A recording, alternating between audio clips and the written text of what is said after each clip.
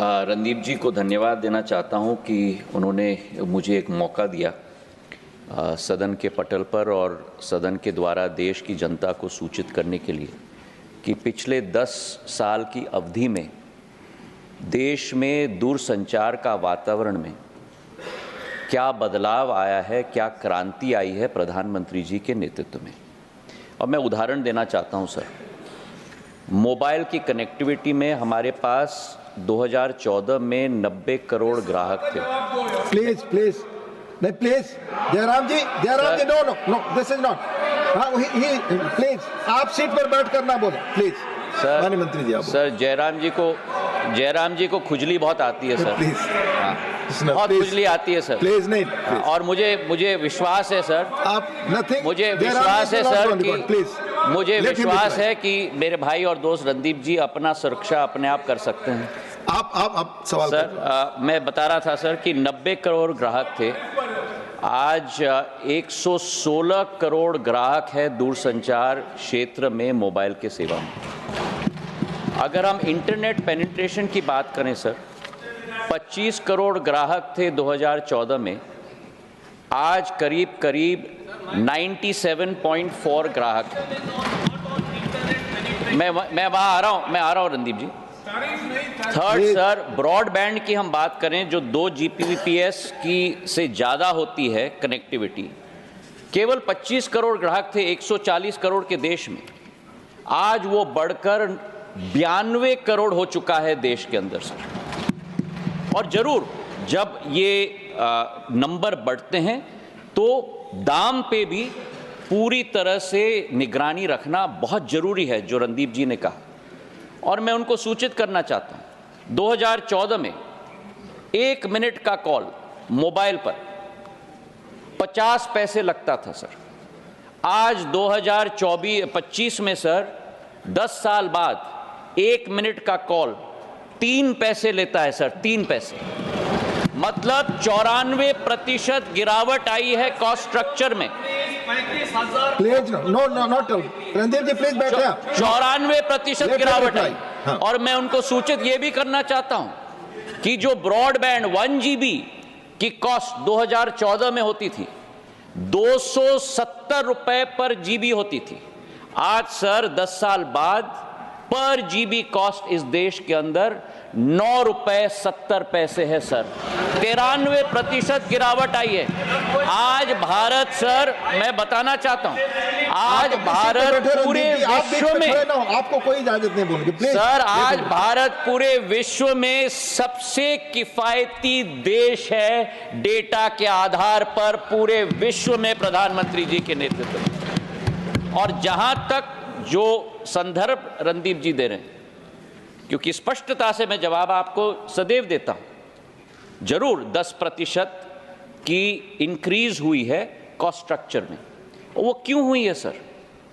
अगर telecom companies आज देश के अंदर प्रधानमंत्री जी के नेतृत्व में सबसे फास्टेस्ट रोल आउट 5G का पूरे विश्व में भारत में हुआ है सर।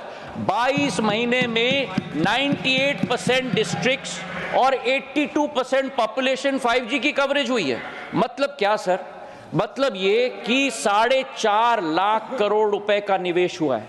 तो अगर 4.5 लाख करोड़ का निवेश हो तो क्या जो लोग निवेश कर रहे हैं उनके लिए भी थोड़ा रिटर्न नहीं होना चाहिए? और अगर कॉस्ट कॉल का 3 पैसे से 3.5 पैसे हो चुका तो अल्टीमेटली रिटर्न भी तो होना चाहिए, जो आज डेटा और वॉइस पे सबसे cheapest. Please take your seat sir, आज वॉइस और डेटा में सबसे चीपेस्ट आज भारत है पूरे विश्व में प्रधानमंत्री जी के नेतृत्व में। Doctor Sasmit Patra, 4th supplementary. Honorable Deputy Chairman, sir, my specific question to the Honorable Minister has a brief preface and I'll be quick. Odisha is home to the largest number of particularly vulnerable tribal groups in India. And the answer also says that PVTG is probably a part of the habitation. So out of the 426 habitations, 61 have been completed. My question is, how many of these habitations belong to particularly vulnerable tribal groups in Odisha? How many have been completed? and by when all of it would be completed? Thank you. Thank you. Manni Mantri. Sasmit Bhai has asked a very pertinent question, and it goes back to the answer I gave in response to the first supplementary. The Prime Minister has very clearly resolved that all PVTG habitations must get full infrastructure, not only telecom infrastructure, but all social infrastructure, all physical infrastructure. And this is very much a part of that. 2595 habitations have been planned, 1716 towers have been planned, out of which the Orissa number here today is 331. All these 331 towers in 426 habitations are all PVTG. There is not a single one which is not PVTG. The total number of towers in Orissa is 4,511, covering 6064 habitations. But of that, the subset is 331 towers covering 426 habitations, all PVTG. And it's a commitment to do this as soon as possible. Yes, there are right-of-way issues. There are some areas where we have issues with regard to land allocation, but we are working at that to complete it as soon as possible. Dr. Sumer Singh Solanki. Dr. Sumer Singh Solanki, fifth supplementary and last. धन्यवाद माननीय उपसभापति महोदय नर्मदे हर। माननीय उपसभापति महोदय, माननीय देश के यशस्वी प्रधानमंत्री जी के नेतृत्व में संचार क्रांति भारत देश में आई है। मैं मध्य प्रदेश के उस पहाड़ी और आदिवासी क्षेत्र से आता हूं, जहां पर नेटवर्क की समस्या धीरे धीरे कम हो रही है, लेकिन मैं माननीय मंत्री जी से आपके माध्यम से ये जानना चाहता हूं कि आदिवासी और पिछड़े क्षेत्र में जो नेटवर्क के लिए टावर लगाने का काम किया जा रहा है और साथ ही आदिवासी और पहाड़ी क्षेत्रों को निरंतर संचार की सुविधाएं देने का प्रयास किया जा रहा है, ये कब तक पूर्ण हो जाएगा मध्य प्रदेश के अंदर? धन्यवाद।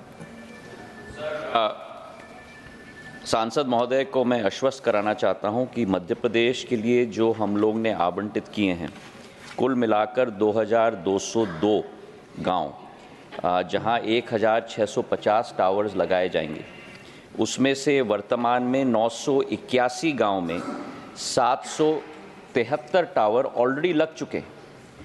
और जहां तक हमारा आदिवासी बाहुल क्षेत्र है, वहां 138 टावर करीब करीब 160 गांव में लगाने का हम लोगों का निर्णय लिया गया है और शीघ्र ही शीघ्र इसे कंप्लीट किया जाएगा। जैसे मैंने आपको बताया कि जुलाई 2024 में ही इनकी पूरी सूचना लिस्ट हमें आदिवासी मंत्रालय से हमें मिला है। हमने सर्वे भी कर लिया है और कार्य भी प्रगति पर है। जल्द से जल्द हम लोग इसको खत्म करेंगे, रिकॉर्ड टाइम में हम लोग खत्म करेंगे। वीके न्यूज़, राष्ट्र के नाम।